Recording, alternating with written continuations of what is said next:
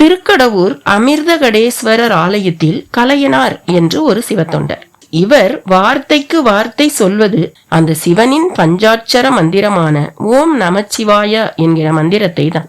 திருக்கடவூரில் வாழ்ந்து வந்த இவர் சிவபெருமானுக்கு தினமும் ஏதாவது ஒரு சிறு தொண்டாவது செய்ய நினைத்தார். அவர் செய்யும் தொண்டானது எல்லோருக்கும் பயன்பட்டு அதனால் அந்த ஈசனின் புகழ் மணக்க வேண்டும், இதுதான் அவரின் எண்ணம். திருக்கடவூர் ஆலயத்தில் 6 கால பூஜையின் போது மேலதாளம் முழங்கும். கோவிலில் மணி ஒலிக்கும். திருச்சன்னதியில் ஓதுவார்கள் பாசுரங்களை ஓதியபடி நிற்பார்கள். சன்னதி கருவறைக்குள் ஆலய பட்டர்கள் ருத்ரம் முதலான மந்திரங்களை சொல்லி மலர் கொண்டு அர்ச்சிப்பார்கள். இப்படி ஆளுக்கு ஒரு பணியை செய்யும் போது தானும் ஒரு திருப்பணியை செய்ய நினைத்தார். அதன்படி அபிஷேக நீரினை குளத்தில் இருந்து எடுத்து சென்று தருவது என்று முடிவு செய்த அவருக்கு அந்த வாய்ப்பை கோவில் பட்டர் தரவில்லை. அது தன் கடமை என்று சொல்லிவிட்டார். குறைந்தபட்சம் திருக்கோவிலை கூட்டி சுத்தம் செய்து தூய்மையை பேண உதவலாம் என்று எண்ணிய போது அதற்கும் கோவிலில் ஆட்கள் போடப்பட்டிருந்தார்கள். அவர்கள் கலையனாரை அருகிலேயே விடவில்லை. அப்போதுதான் அவருக்கு அந்த உபாயமும் தோன்றியது. அதாவது மணக்க திருச்சன்னதியில் குங்கலியம் எனப்படும் சாம்பிராணி புகை போடுவதுதான் அது. குங்கலியம் எனப்படும் பொருள் தாவர வகையை சார்ந்தது. அது ஒரு மரத்தின் பிசின் போன்றது. அதை நெருப்பில் இடும்போது கிளம்பும் புகை மிகுந்த வாசம் உடையதாக இருக்கும். அது மட்டும் அல்லாமல் அது தான் பரவுகிற சூழ்நிலையையே தெய்வீக நறுமணத்திற்கு ஏற்ப மாற்றிவிடும்.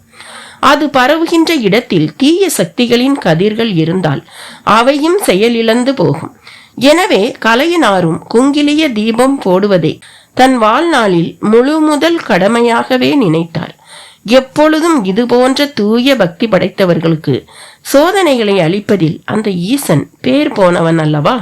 கலையனாரை சோதிக்க எண்ணிய இறைவன் முதல் காரியமாக அவருக்கு அளித்தது வறுமையைத்தான். அவருக்கு சொந்தமான நிலபுலன்களில் எல்லாம் தீப்பிடித்து பயிர்கள் கருகி போயின. வண்டியாக வந்து குவிய வேண்டிய நெல் மூட்டைகள் சாம்பலாகி போனது.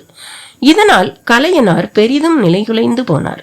இருந்தும் கையிருப்பை வைத்து சமாளித்தவர் அதில் குங்கலியத்தை வாங்கி ஆலயத்தில் தூபமிட்டார். எத்தனை நாட்களுக்குத்தான் அப்படியே செய்ய முடியும்? சாப்பிடுவதற்கே குன்றுமணி நெல் கூட வீட்டில் இல்லாத நிலையில் குங்கலியத்திற்கு எங்கே போவது? பார்த்தார் கலையனாரின் மனைவி. தன் தாலியில் உள்ள தங்கத்தை கொடுத்து அதற்கு நெல் மூட்டைகளை வாங்கி வரும்படி பணித்தாள். கலையனாரும் புறப்பட்டார். இறைவனா விடுவார்? அவர் எதிரில் குங்கலியம் விற்பவனாக அவனே வந்தான். கலையனாருக்கு பசிக்கு உணவு தேவை என்பது கூட மறந்து போனது.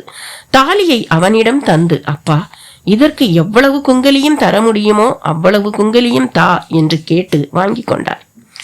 குங்கலியத்தோடு நேராக வீடு திரும்பினார். மனைவியிடம் குங்கலியத்தை தந்தவர், இறைவன் எனக்கு கருணை செய்து விட்டான், நல்ல வேளை, குங்கலியம் வாங்க உன் தாலியாவது இருந்தது. இந்த வாரத்துக்கு இறைவனுக்கு நான் தூப சேவையை நிறைவேற்றி விடுவேன் என்றார். மனைவியும் பசியை மறந்து அவருடன் சேர்ந்து கொண்டாள். அந்த இறைவனும் அதை பார்த்து கொண்டே இருந்தான். இந்த மட்டில் கலையனாரை விடவும் அவர் மனைவிதான் பெரிய உத்தமி. என் தாலியை விற்று எப்படியையா நீ குங்கலியம் வாங்கலாம் என்றெல்லாம் அவள் கேட்கவில்லை. ஆகா, குங்கலியம் வாங்குவதற்கு எனது தாலியும் பயன்பட்டதா? என்னே நான் செய்த பாக்கியம் என்றுதானே அவள் சொன்னாள். இறைவனை அதுவே பெரிதும் மகிழ்வித்தது.